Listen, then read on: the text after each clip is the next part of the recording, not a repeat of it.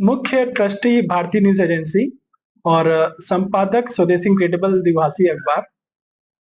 आज जो हमारा कार्यक्रम था वो 28 जुलाई को जो 10 वर्षीय छोटी सी मासूम सी बच्ची का अपहरण करने के बाद से हत्या कर दिया गया था, उसके स्मृति में आज हम लोगों ने 2 मिनट का मौन व्रत रख के श्रद्धांजलि देने का आज हम लोगों ने काम किया। श्रद्धांजलि सभा का जो मुख्य उद्देश्य था, वो जो 10 वर्षीय छोटी सी बच्ची थी, उसके लिए न्याय की मांग करना हमारा मुख्य उद्देश्य था। हमारे साथ में यहाँ पे बैठे हैं दबीर आलम जी, जो कि राष्ट्रीय मीडिया प्रभारी हैं भारतीय न्यूज एजेंसी के, और हमारे साथ में यहाँ पे बैठी हैं गरिमा सिंह जी, जो कि राष्ट्रीय उपाध्यक्ष है महिला प्रकोष्ठ की। आपको हम बता दें कि यह कार्यक्रम हमारा 4 अगस्त को होना प्रस्तावित था, जो कि इंदिरा बाल विहार पे होना था। लेकिन जब हम लोग 4 अगस्त को इंदिरा बाल विहार तिराहे पे पहुंचे थे, वहां पे 2 मिनट का मौन व्रत रख के श्रद्धांजलि देना चाहते थे। वहां पे वहां के सिपाही के द्वारा हमें रोका गया। हमें ये कहा गया कि हमारे पास में इस कार्यक्रम को करने का कोई परमिशन नहीं है। वहां के सिपाही ने वहां के उस वक्त के जो कार्यवाहक चौकी इंचार्ज थे, उनसे कॉल पे बात कराया।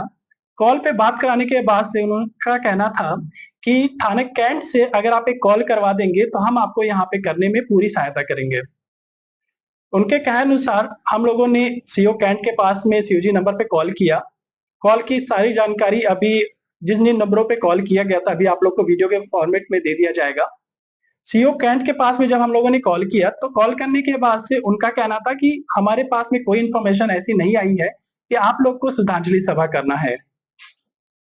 जबकि एक दिन पहले 3 अगस्त को एलआईयू के पास में इसकी इंफॉर्मेशन दे दी गई थी कि 4 अगस्त को हम लोग इंदिरा बाल विहार तिराहे पे एक शोक सभा का आयोजन करेंगे, जिसमें 2 मिनट का मौन व्रत और श्रद्धांजलि अर्पित करेंगे। ये कोई बहुत बड़ा कार्यक्रम नहीं था, ये एक छोटा सा कार्यक्रम था, क्योंकि भारतीय न्यूज एजेंसी हमेशा पत्रकार हित के साथ जनहित की बात करता है, समाज के मुद्दों को उठाने की बात करता है, समाज के लोगों तक उसकी आवाज बन के ऊपर तक पहुंचाने का काम करता है। 4 अगस्त को सीओ कैंट के द्वारा ये कहा गया कि हमारे पास में कोई परमिशन ऐसा नहीं आया है कि आपको ये चीज करवाया जाए। ऐसे में अगर आपको बिना परमिशन के करना है तो आप कर सकते हैं, लेकिन क्योंकि हम पत्रकार हैं, हम हर एक चीज के लिए हम कायदे कानून से के साथ चलते हैं, इसलिए हम लोगों ने सोचा कि कोई बात नहीं, एक बार बात करके देखते हैं। तो सीओ कैंट के अनुसार हम लोग आगे बढ़ते हुए सबसे पहले हम लोगों ने एलआईयू को कॉल किया एक बार फिर से।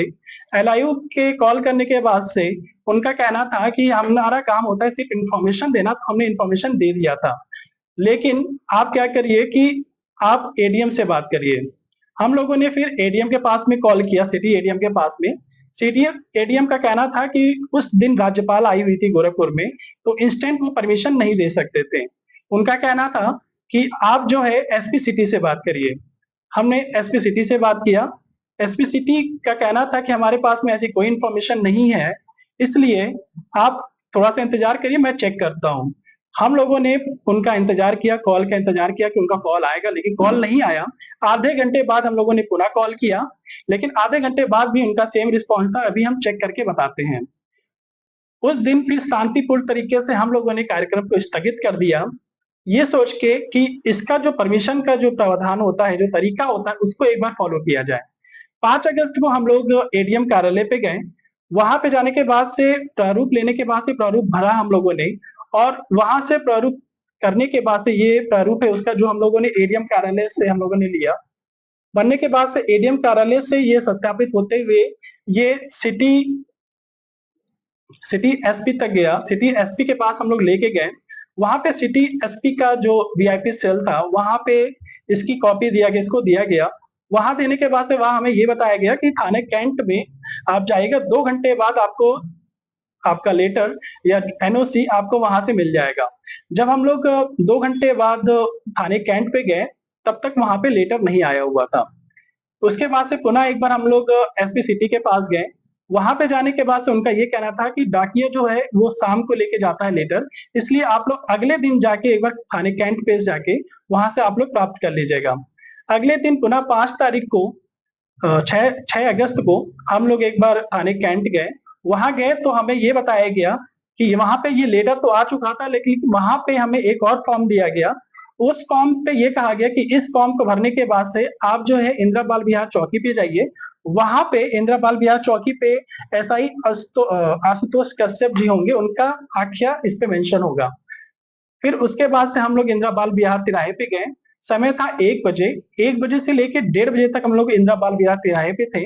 लेकिन वहां पे चौकी पे ना कोई सिपाही था, ना कोई वहां पे इंचार्ज था।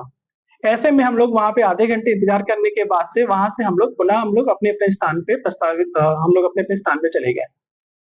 लेकिन क्योंकि हमारा कार्यक्रम सामाजिक था, हमें करना था इस कार्यक्रम को, तो हम लोगों ने आज इस कार्यक्रम को 7 अगस्त को अपने भारतीय न्यूज एजेंसी के कार्यालय पे इसको एक बार पुनः आयोजित किए और शांतिपूर्ण तरीके से हम लोगों ने इसका आयोजन किया। अब बात ये आती है कि क्योंकि हम पत्रकार हैं, हम देश के चौथे स्तंभ है, प्रशासन के साथ में हम लोग कंधे से कंधा मिला के चलते हैं, हर जगह पे हम उनका साथ देते हैं। लेकिन हमारा एक छोटा-सा कार्यक्रम था जो कि 4 अगस्त को होना था, शांतिपूर्ण तरीके से था, 2 मिनट का मौन व्रत था, कैंडल प्रज्वलन करना था, हमें कैंडल मार्च भी नहीं करना था कि हमें किसी मार्ग की ज़रूरत हो। कैंडल प्रज्वलन करना था, लेकिन इसके लिए भी हमें रोका गया। अब मुद्दा ये होता है कि आखिर में हम लोग को पत्रकार क्योंकि हमेशा कानून के दायरे में रह के काम करते हैं, फिर भी हमें रोका गया। रोकने का कारण क्या हो सकता है? अब ये प्रशासन ही है कि प्रशासन अपना जो भी जवाब देना चाहे वो जवाब दे सकते हैं, क्योंकि ये प्रशासन का विषय है कि आखिर में उन्होंने हम लोगों को ये छोटा-सा 2 मिनट का मौन व्रत और श्रद्धांजलि सभा करने से क्यों रोका? रही बात कि अभिषेक यादव जो इसका आपराधिक मामला पहले भी रह चुका था, पहले ही सजा काट के आ चुका था। सजा काटने के आने के बाद से भी पुनः उसे डायल 112 में उसे रखा गया, महिलाओं की सुरक्षा के लिए रखा गया, एक व्यवस्थित व्यवस्था में रखा गया। तो आम तौर पे कोई अगर प्राइवेट जॉब करता है या सरकारी जॉब करता है, उसकी पूरी तरीके से जाँच की जाती है। तो यहाँ पे एक बार पुनः उन्हें रखते हुए क्या प्रशासन ने इसका जाँच नहीं करवाया था? और दूसरा मुद्दा ये आता है, जब पुलिस से ही अगर महिलाएँ सेफ नहीं रहेंगी, बच्चे सेफ नहीं रहेंगे, तो आम इंसानों का क्या होगा? धन्यवाद।